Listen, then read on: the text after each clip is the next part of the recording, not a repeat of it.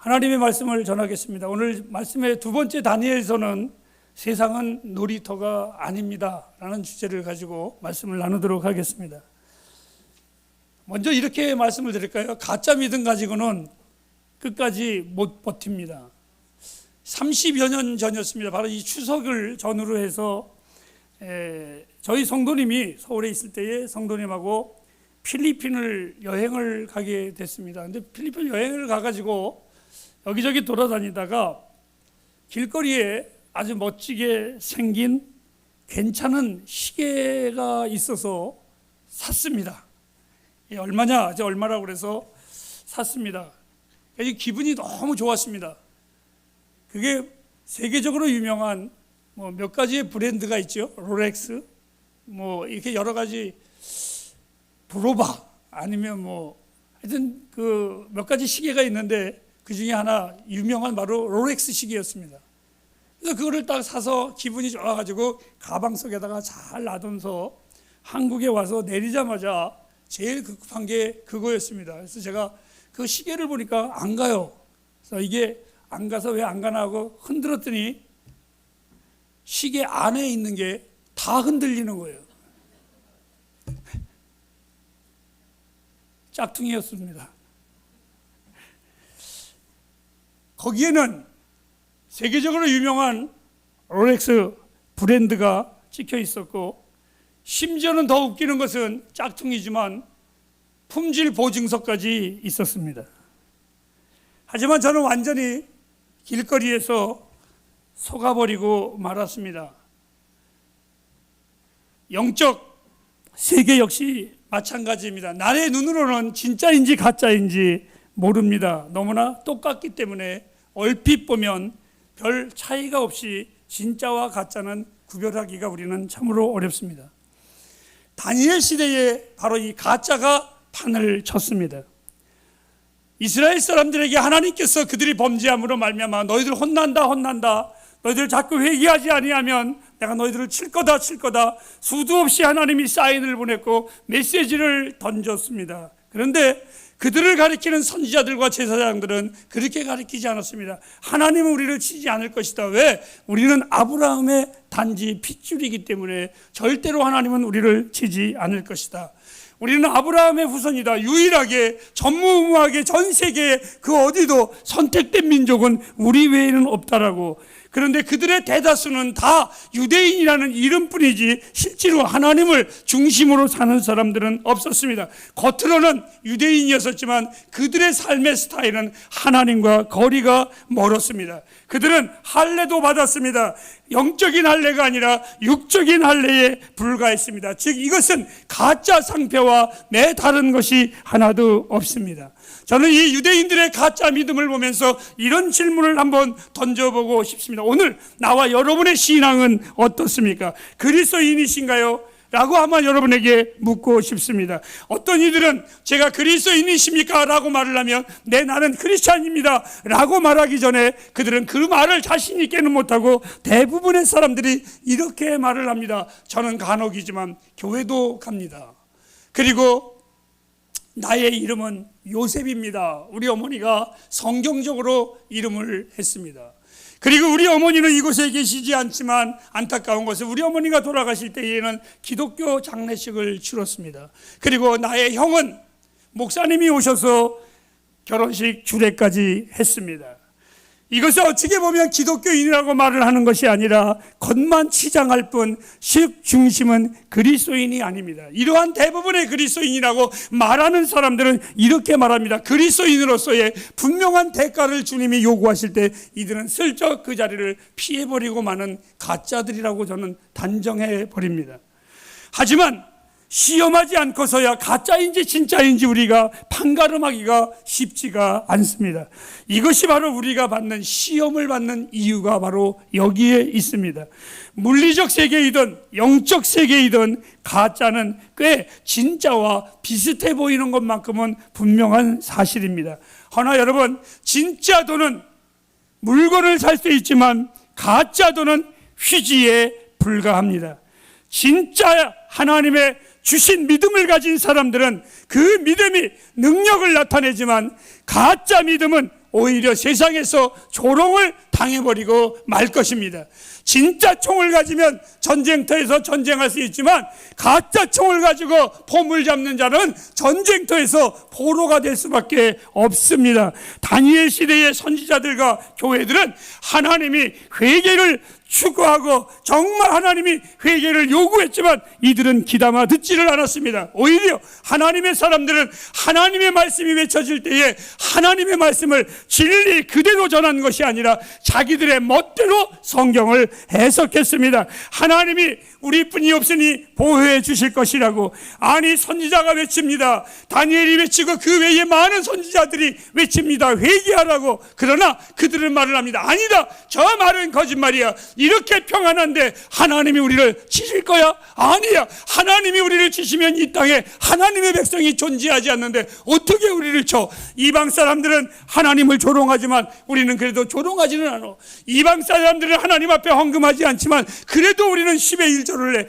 이방 사람들은 제상을 만들고 우상을 섬기지만 그래도 우리는 하나님의 거룩한 곳을 만들어 예배하는 우리들이야. 이런 우리가 하나님이 우리를 치실 거야, 하나님 우리를 보호해 주실 거니 백성들이여 염려하지 말고 두려워하지 마십시오. 더 놀라운 것은 나와 여러분들은 아브라함의 후손입니다. 그래서 하나님은 절대로 우리를 치지 아니하십니다. 그런데 하나님은 안타까운 것은 그 가짜 선지자들의 소리에 하나님은 움직이지 않으셨습니다. 그들을 바로잡기 위해서 하나님은 고난이 필요했습니다. 때로는 아픔, 가난, 고통도 우리에게는 필요합니다. 왜 그렇습니까? 그때서야 우리는 하나님을 찾습니다. 많은 사람들이 두 가지의 사람이 있습니다. 고난과 아픔과 어려움이 올 때에 고난 중에 하나님을 떠나는 사람이 있습니다. 이것은 시험이 굉장히 어렵기 때문에 떠난 것이 아니라 그들의 믿음이 가짜였기 때문에 떠나는 겁니다. 진짜 믿음은 절대로 떠나지 않습니다. 가짜이기 때문에 조금만 어려워도, 조금만 고난이 와도 떨어집니다. 아까 제가 예를 들었습니다. 시계가 망가진 것은 내가 흔들어서 망가진 것이 아니라 처음부터 짝퉁이었었습니다. 처음부터 가짜였기 때문에 그것은 아닌 거였었습니다. 남의 믿음이 진짜 믿음인지 가짜 믿음인지 판단하는 것은 우리의 몫이 아닙니다. 오히려 그러한 것들을 보면서 나에게 거울을 삼아서 내 자신이 하나님 앞에 나는 어떠한 모습인가를 돌이켜 보아야만 합니다. 주님은 가라지의 제거를 당신께 맡기라고 말씀을 하셨습니다. 진짜 믿음은 정말 다릅니다. 시험을 당하지만 이 진짜 믿음은 그 어려움 속에서도 오히려 더 풍랑으로 인하여 죽게도 다가가게 돼 있습니다. 진짜 믿음은 풍랑에 넘어질 수는 있지만 절대로 그 풍랑 앞에 무릎을 꿇지 않습니다. 그런데 가짜 믿음은 그렇지 않습니다. 조금만 어려우면 도망갑니다. 조금만 힘들면 하소연하고 이들은 포기해버리고 맙니다. 그리고 가짜 믿으면 조금만 쓰러져도 넘어지고 아예 일었을 줄 모릅니다. 오히려 이 가짜 믿으면 예수 믿는다고 하면서도 예수가 좋은 것이 아니라 세상에 바벨론이 좋아서 거기에서 휘청거리고 살아가는 것이 가짜 믿음의 사람들입니다. 그러나 여러분, 바벨론 세상의 유혹에 휘청거리고 살다가 그들은 곧 시들어 죽습니다. 여러분, 세상이 아무리 좋고 우리를 유혹한다고 할지라도 이 바벨론의 세상의 유혹에 넘어가는 사람은 결국은 그는 말라서 시들어 죽어버리게 되어 있습니다. 이제 다니엘을 말씀을 드리겠습니다. 다니엘은 달랐습니다. 지난주에 제가 여러분에게 말씀을 드린 것 같이 다니엘의 성품 중에 하나가 뭡니까? 소망의 하나님을 이는 믿었습니다. 그는 소망이 있었기 때문에 바벨론의 한복판에서도 놀라운 영적인 영향력을 가지고 이 사람은 살았습니다. 다니엘은 한마디로 말하면 소망의 사람이었었습니다. 그의 소망은 오늘날의 소망과 다릅니다. 그냥 막연하게 꿈꾸면 이루어져 긍정적인 사고방식을 가지고 살아. 여러분, 그런 것이 아닙니다. 그러한 시시껍절한 세상에 말하는 그러한 소망이 아닙니다. 다니엘은 세상 만사를 하나님이 주관하신다, 여기에 소망을 가진 사람입니다. 하나님을 분명하게 믿은 사람입니다. 하나님이 주관자이심을 이 다니엘은 분명히 알았습니다. 그래서 한치의 앞자락이 나를 어둡게 하고 힘들게 하고 그 상황이 두렵게 하고 염려가 많게 한다고 할지라도 이는 염려하지 않았고 두려워하지 않았습니다. 한번 보실까요? 사자굴에 던졌을 때에, 아니 그의 세 친구들이 불 속에 던졌을 때에 살려달라고 신음했습니까? 아닙니다. 하나님 도와주십시오라고 애원했습니까? 아닙니다. 그들은 한 번도 세상에게 무릎을 꿇지 않았습니다. 오히려 어떻게 했습니까? 그들이 믿는 것은 하나님의 인격과 하나님의 주권을 믿었습니다. 하나님을 믿었습니다. 거기에 그들의 인생을 걸었지 문제의 인생을 걸지를 않았습니다. 바울은 이 소망을 복스러운 소망이라고 했고, 이 소망은 주님은 나의 하나님이시다, 이것이 바로 믿음의 사람들의 복입니다. 그런데 제가 한번 생각해 보았습니다. 다니엘의 이 소망이 어떻게 해서 일어났을까? 하루아침에 일어났을까? 그것은 하루아침에 일어나는 것이 아니라 날마다 동행할 때 점점 더 강해지고 커지고 확신에 차 있었습니다. 제가 우리 주일학교 유치부 꼬맹이들이 처음에 부르면요, 불러도 우리 교회에서 제일 예쁘고 착한 애가 우리 집사님 딸하고, 누구야? 선진 집사님 딸하고, 재은이하고 지인이가 제일 착해. 나만 보면 꼭 끌어안고 얼마나 좋은지 봐. 다른 좀 그래요. 불러도 시큰둥하고. 그런데 이들이 나중에 저를 참 잘 따라요. 지난번에 우리 누구야? 연희는 그렇게 제가 사랑하는데도 시큰둥해요. 그래서 그거부터 제가 미끼를 하나씩 던졌어요. 마지막에는 아빠한테 물어봤어요. 연희가 뭐 좋아하냐? 뭘 잘해? 그러니까 그림을 잘 그리는데, 그래가지고 색연필을 내가 하나를 딱 샀어요. 그랬더니 그 딱 사주고 받자마자 그 다음날 딱 나를 보더니 지가 나를 딱 안더라고요. 여러분, 걔가 나를 사랑하는 거 한 번에 사랑하는 것이 아니라 미끼를 서서히 던지니까 확신에 찬 겁니다. 아, 목사님이 나를 사랑하는구나. 걔가 확신했습니다. 여러분, 이 다니엘이 그가 처음서부터 하나님을 확신했다, 나는 이렇게 생각하지 않습니다. 사자굴에 던졌을 때에도 그는 하나님의 확신에 차 있었습니다.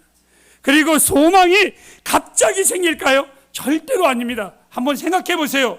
다니엘이 소녀 때, 청년의 때에 노예로 이스라엘 느부갓네살 왕의 바벨론의 포로로 그 백성들이 식민지로 잡혀왔습니다. 그런데 어느 날 그 안에서도 다니엘이 어떻게 살았는지, 왕궁에, 지금으로 말하면 대통령궁의 직원으로 이가 발탁이 되기 시작을 했습니다. 근데 그 발탁이 되려면 그 안에 들어와서 받아야 될 훈련이 있습니다. 오늘날은 신원조회를 한다고 하지만 거기에 룰이 있는 겁니다. 그래서 이 다니엘에게 이제 그 세 친구와 함께 훈련을 시키는 과정 속에서 교육을 시키는 기간이 3년이었습니다. 이 3년 동안에 무엇을 하느냐 하면, 가장 내 청년이 어려웠던 게 뭐냐면, 지금까지 그들은, 지금도 이스라엘 사람이 아닌 우리 아랍 사람들은 우리나라에 와서도 할랄이날인가 그러한 식사를 하지요. 돼지고기나 이런 거 안 들어간 거. 바로 이 이스라엘 사람들도 우리가 쉽게 표현하면 모세의 식탁을 먹었습니다. 모세의 율법대로 나오는 음식을 이들이 먹었습니다. 그런데 느부갓네살 왕의 궁궐에 들어오니까 이거는 우상의 식물을 먹어야만 됐습니다. 마치 아랍 사람들 보고 돼지고기 먹으라는 건 똑같은 겁니다.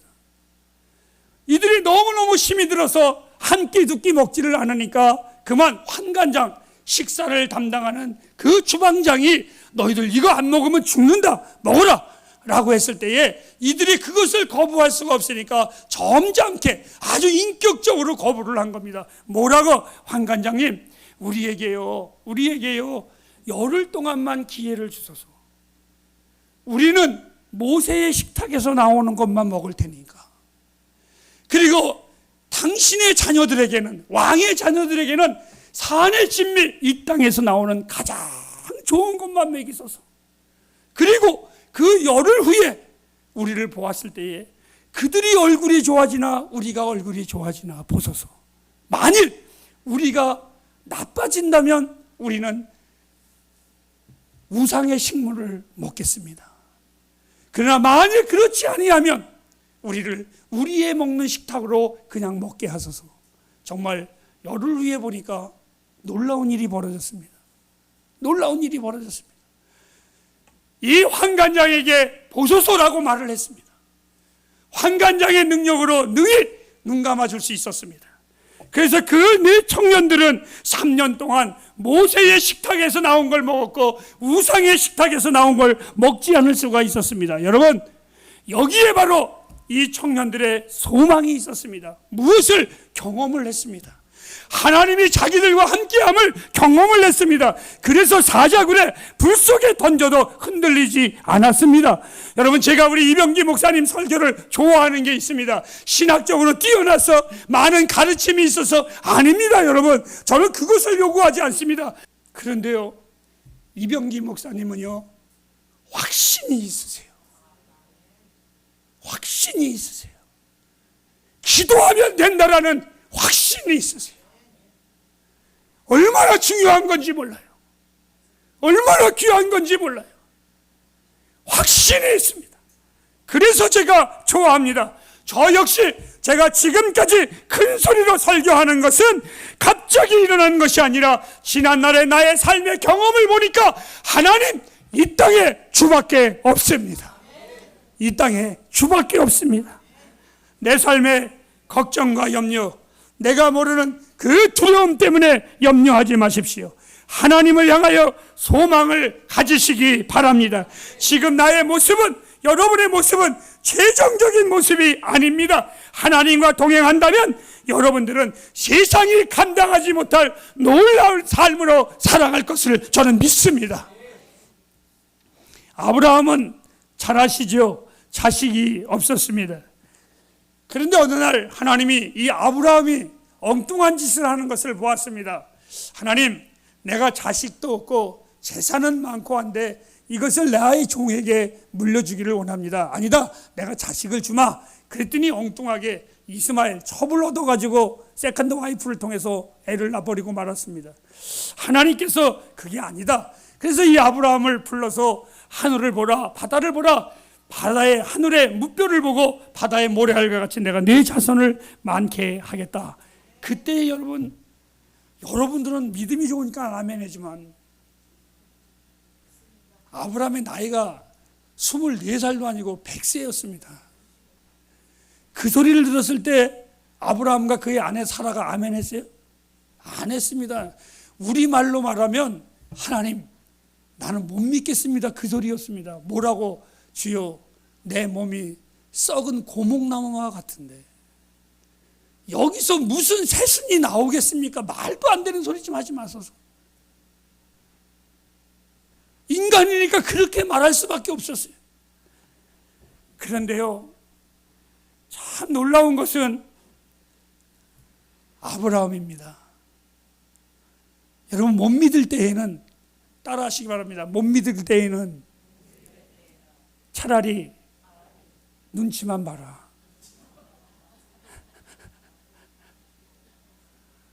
아브라함은요, 아무 말도 안 했어요. 그리고 묵묵히 하나님만 바라봤어요.